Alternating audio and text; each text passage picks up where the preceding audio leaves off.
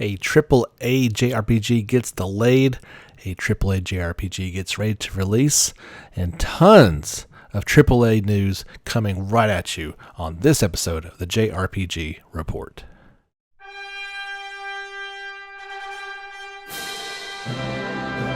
Hello and welcome, friends. It is episode 69 of the JRPG Report. My name is James Fisher, and with an intro like that, you're probably wanting me just to get right into it and ask, oh no, what exactly are we talking about? So, the one you're probably not questioning is the AAA title about to release. That is Fire Emblem Three Houses. We've got a couple little things to mention about it. But let's not waste any time. Go ahead and have a seat for this one. Better yet, fire up your favorite JRPG and do some grinding, and we'll do some talking and talk about the games that we love so much. And maybe that's why, it hurts when a game gets delayed. We look forward to these things so much as a kind of escape from reality, but we're going to wait at least about a month longer for Trails of Cold Steel 3. It has been delayed to October 22nd in North America and Europe, and our friends over in the Oceania countries will have to wait until October the 29th. Didn't really see this one coming, and of course, it's not a long period of time. We're talking... previously was supposed to come out on the 24th here in America, so you're talking just a touch under a month later. It's certainly not unheard of. Typically with games that are, this is not a brand new game. It's been out in Japan for quite a while, so it's a little odd that we'd get a delay over what's, basically just got to translate the game and get it published out. So maybe it's more of a publishing issue. Of course, this one is going to NIS America.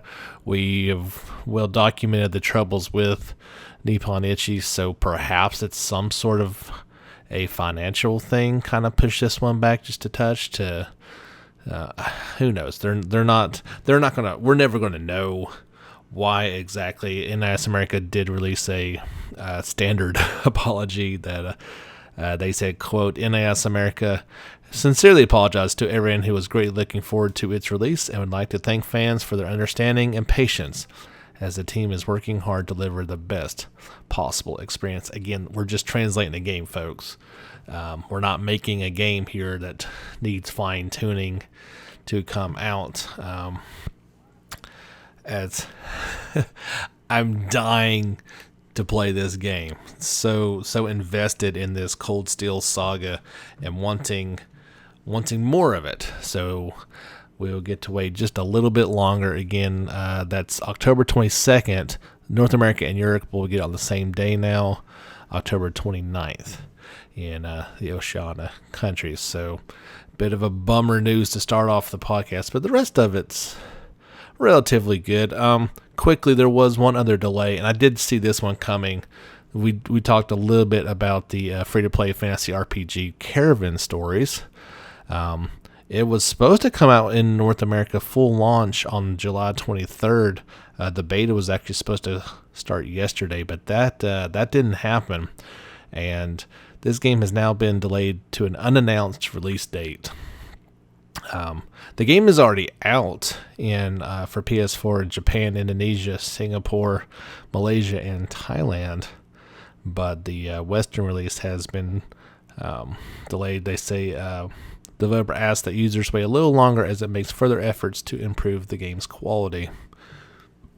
You're talking about a game like this. It's not unheard of for delays. I've been following them on, I think, Facebook. I thought it was either Facebook or Instagram, and I kind of thought something was up because they were posting things pretty regularly, and it kind of just stopped the closer we got to this release date and beta window. So it's one of those deals like you knew something was probably up, and we'll keep you posted on that one. This was a game I was kind of looking forward to playing with my brother, who is about an hour and a half away from me. I've got actually two half brothers, one an hour and a half in one direction, and one an hour and a half in the other direction, and this was the type of game that would have been pretty cool to pick up and play with them. Of course, wouldn't cost us anything, so would have been pretty nice. But we'll have to wait a little while longer on Caravan Stories. Okay, so that's all the delays. Let's get those out and done. Let's talk about the next one, and that is Three Houses, which Fire Emblem titled the latest one in that long-running series, will be out in just a little over a week, July 26th for the Switch. And we've talked about the past two podcasts. They've released a new trailer each week, and finally, the Golden Deer House trailer is out. Perhaps the worst name ever for a house. Who are you guys? Well, we're the Golden Deer. Oh, that doesn't exactly strike fear into your opponents. But anyway, I've got that linked over on the Facebook page if you guys want to check that out.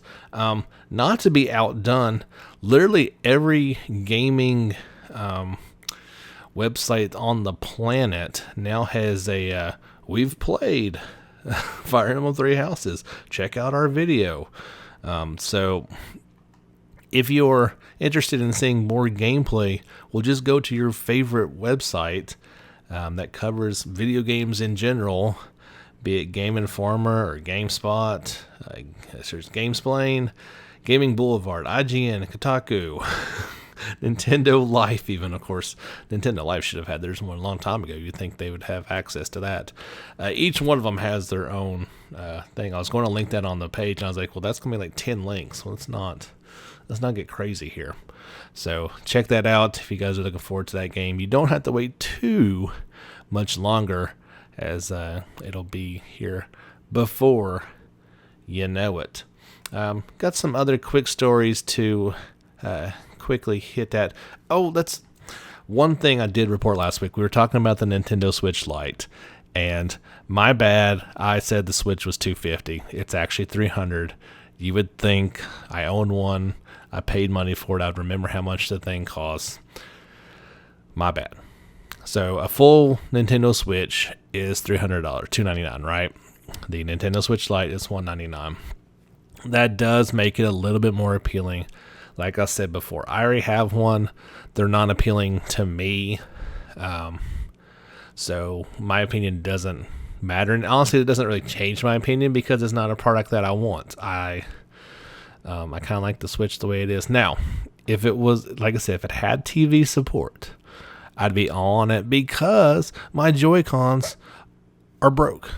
Like, you can recalibrate the controls, but on both of them, they constantly are in the up direction. So if you're playing Mario Odyssey, Mario is always walking. No matter what I do to try to fix them, it's not working. We kind of, if you remember back to the N64, that C control stick, it had that same issue that it could get kind of stuck in one direction or just completely loose altogether. Kind of feels like the same problem. And Joy-Cons are crazy expensive, so kind of something I'm not crazy about having to replace. But if I want to continue to play the Switch in handheld mode, it's going to be a necessity. Luckily, I have my Pro controller, and I can play it, talk to the TV, or if I want to kickstand it, I can do it that way with the Pro. But it's a little disheartening. Anyways, that's out of the way. In speaking of Nintendo Lite announcements, there was an interview with somebody that is Level 5's official virtual YouTuber, Denoje Vito. And she confirmed, or at least was saying that, she said, quote, "On the day Nintendo Switch Lite releases, you'll be able to play Ni no Kuni on your Switch. And later on, the first Yokai Watch is also coming out. So we would be grateful for your support." So Level 5 has not confirmed this yet, but it certainly appears that they are working on Yokai Watch 1 that came out for the Switch. This one came out back in July 2013 for the 3DS. So unofficially saying that this one was coming out, with Part 4 coming out soon, it kind of just makes sense that we're probably going to see all these games eventually make their way to the Nintendo Switch. It would not be shocking at all. In other Nintendo Switch news, there is a new model coming out. No, not the one you thought it would be, but they have announced an updated version of the original Switch model with updated battery life. Applause for that. Original models would run anywhere from 2.5 to 6.5 hours, just depending on how involved the gameplay was, how much it really made it work. You play a game like Breath of the Wild, it was getting you about 3 hours in a handheld mode before it died. I noticed when I was playing Xenoblade Chronicles 2, it was definitely more than that, but I wouldn't say it was above 4 hours before it started beeping at you pretty well to give it a charge. Now, this updated one claims it'll be about 4.5 to 9 hours. So on the low end, about double. On the high end, a pretty good improvement, to say the least. They say, for example, when playing Breath of the Wild, you're now closer to about 5.5 hours from a full charge to depleted on this new model. The new model will go on sale in late August in Japan and early September in Europe. The release date for North America has yet to be announced. I'm thinking that's going to happen. So this will replace the old Switch model. It's not like it's a different price point for this new battery. It's just an improved thing, and kudos for them for doing that. A couple of quick stories to tell you guys about, and these are stories that'll basically have to be told through the trailer, so I've linked all these on the Facebook page, so if you want to check them out, you can. There is a new Code Vein trailer, and this one's called Invading Executioner. It's the latest character boss to be revealed, and they say this one's a fluid fighting foe to be taken quite seriously, so check that out if you're interested in Code Vein news and notes before its September release. The new Tales of Crestoria, that's a mobile game now. They had a kind of a new skit that came out at the Anime Expo, kind of saying, hey, this game is coming out in America. Wasn't previously announced that would do that, but in this skit between the main characters of Kanata and Marcella, they discuss a smartphone game coming to America and what it takes to win over Western players. So I've got that trailer skit linked on the Facebook page as well. Atelier Ryza news, as we get every week. This is not really news, at least, but they oddly, perhaps oddly, but I guess we're going to get something every week until this game comes out. In October, they have released the theme song trailer. So if you are so inclined to check out the theme song Rainbow Summer, as sung by Sayaka Kanta, you can check that out as well on the Facebook page. I believe that's all the major things to kind of point you in that direction. We talked about last week the Dragon Quest IX 10th anniversary live stream that happened back on July 11th. And here are some of the highlights from that. We didn't say that there would be any announcements made, and there was no announcement to be made, but they had everybody kind of there in one place, including Level 5 President Akihiro Hino. And so why not? They talked about Dragon Quest IX getting a remake, as is the MO with every game ever made now. You must remake it. So they would certainly not commit to anything, but it certainly seems like everybody is on board with a remake. They even asked what they would like to see, and replied a Dragon Quest IX remake with Dragon Quest XI level graphics would be amazing. So when you're thinking about this title that came out on the 3DS, you would have to imagine this is going to be a Switch game. And while nothing was nailed down, they kind of talked about it would take about a year to do such a thing. So if you are a fan of Dragon Quest IX, as I was, we talked about before, not blown away, but a remake of it done well, adding some elements to it at the right price point, I could be interested in playing it again. We'll just have to wait and see if that is indeed going to happen or not. So I misspoke. There is one more thing that you'll have to go check out on the Facebook page that I can't really talk about because it's a video. It is the latest in Square Enix's series of Inside Final Fantasy Development Diaries. This one focuses on Final Fantasy XII: The Zodiac Age. They feature full video interviews with director Katano and producer Kato. So if you want to check that out, go ahead. Those are pretty cool, kind of giving an insight into some of our favorite games in this series. We talked last week also about the Conception Plus Maidens of the 12th Star remake that's coming out here at some point, and PS4's censorship ban has struck again. Not surprisingly, as this game has some risque elements to it, but they say that during the classmating ritual, the Star Maidens 3D models will appear as blue and purple rather than flesh-colored and will not have detailed facial features. The animation itself is identical. So the PS4 version will have this, the PC version will not. I'm not going to get too much more into that.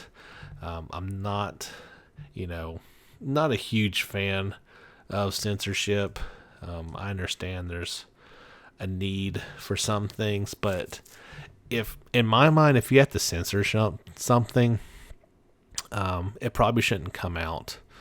That's just my opinion, that if it is objectionable enough, then it probably shouldn't have been released in the first place.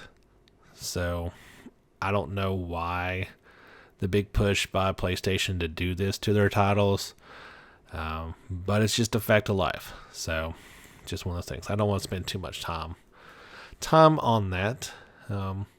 Talking about an old game getting another re-release, that is Harvest Moon Light of Hope Special Edition Complete, will launch on July 30th. Both physically and digitally for PS4 and Switch on July 30th, the company announced. This will include Harvest Moon Light of Hope Special Edition and all previous released downloadable content. It will be $29.99. If you're a Harvest Moon fan, you can get your fix on here not too much longer, just a few more days on July the 30th. Dragon Quest XI news. They are gearing up for Dragon Quest Summer Festival 2019. This will take place on August the 3rd. We'll probably have more things to talk about once that happens, Dragon Quest related. But it appears that Dragon Quest XI's Eric is getting some special treatment. He's already getting a one-shot manga in Japan, but it appears that he's going to have something more. Now, this is nothing concrete. This is kind of speculation from V-Jump. But if you know anything about the Dragon Quest Monsters line, it certainly appeared that the new title on it featured a young Eric and Mia as the lead characters. They were not said to be that.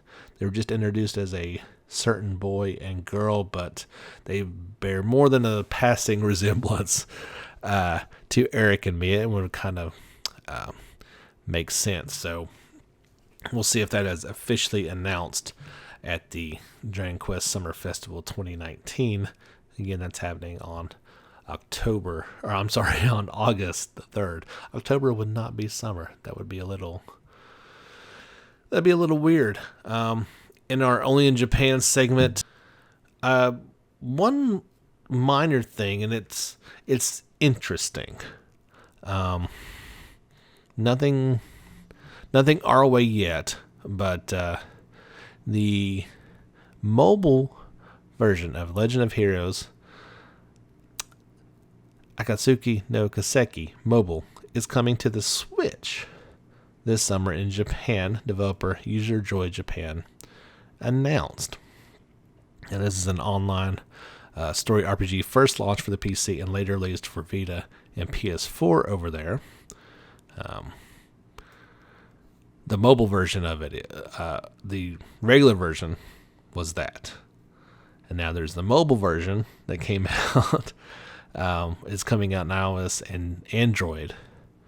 And it will also be out for the Switch. So, yeah, it's just kind of interesting that we're getting all this Legend of Heroes, trails of this and that, Crossbell, and now this mobile thing starting to come out on consoles. And that's certainly a good thing. We'll wait and see. I doubt this one makes its way westward, at least not right away.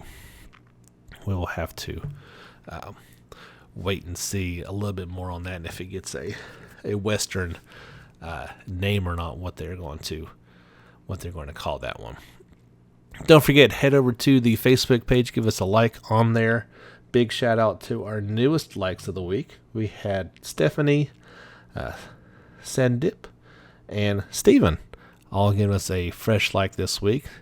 Do appreciate that, as always. That's the easiest way to keep up with everything going on in the JRPG world that we talk about here, and has a video or ways to connect with our community. I want to talk for just a minute about mobile games. This is what we're going to call a quick mobile minute.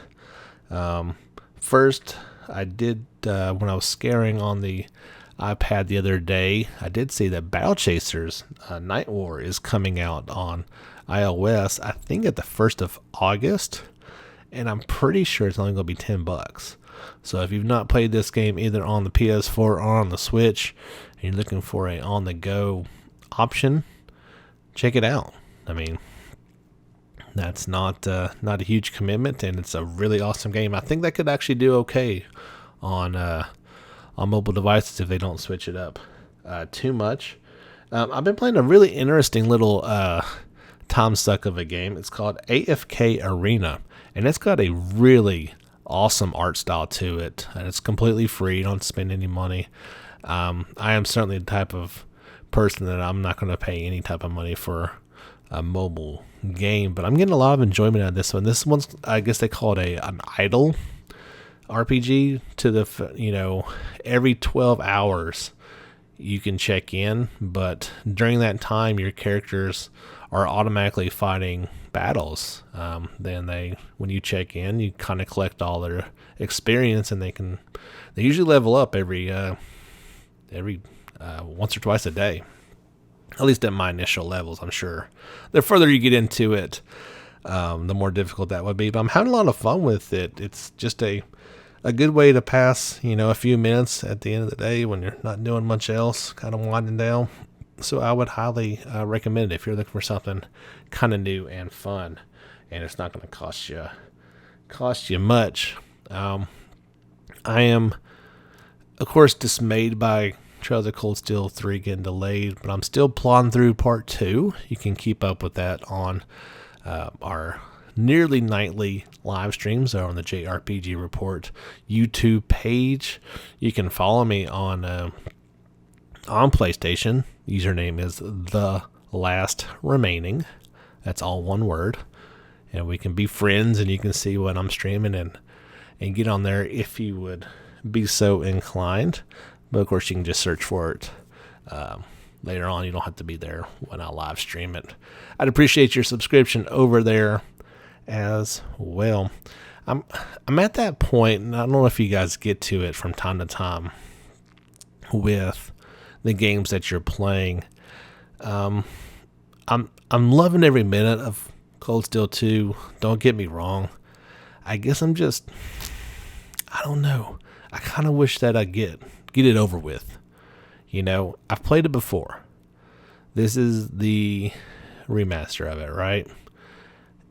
And, sometimes when you're playing these games, you kind of just want something new. And I can't wait for part 3. I really want to dive into the newness. And I guess things are just a little bit busy in my personal life as well.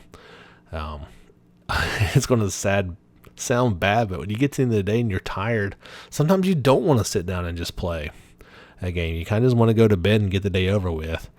But I'm getting through, and I still love this game and this franchise. I'm kind of in a lull, and I want to play something new and a little bit different.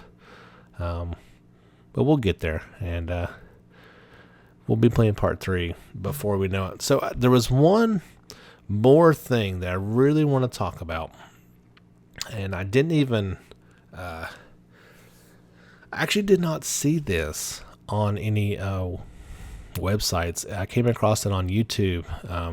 Awesome YouTuber. His name is JRPG. I mean, completely the best YouTube name of all time for the genre. And he kind of talked about it for a few minutes, and it was we do want to feel time. Some have taken that he says, you were the producer on action games like God Eater and Come, and I think you'll get what you want from them. On the other hand, we hope from the preview video that you saw how far our 3D rendering has advanced. We're expecting the quality and expressiveness of 3D to change the game's relationship with animation a bit. We've been talking about what the most appropriate place is to use which type of cutscene from the beginning of development, worrying if this is a place for evolution or change. But we will not remove animation altogether. That's a tradition we're keeping. So that's definitely some good news. I will scour through this one and see if there's anything else we can talk about, perhaps in the next podcast. Like I said, it is a long interview, and I don't want to spend forever just talking about this interview. I'll try to. I can't read the whole thing. That would be completely boring. So I will see if I can't find anything, and we'll talk about that next time. I think that's going to do it for episode 69. Thank you so much for tuning in to the podcast. Don't forget, this is completely clean. We want everyone to be able to enjoy this, and we want this to be the very best weekly JRPG podcast out there. So we'd appreciate you going on to your favorite place of listening, especially if you're on iTunes, because those reviews matter so much. Give us a rating and a quick comment so more people can enjoy it. Don't forget to like us on Facebook, subscribe on YouTube, all that fun stuff. I will truly appreciate it. For the JRPG Report, my name is James Fisher. Thank you so much for tuning in this week. We'll see you again next week, but until next time, get back out there and level up.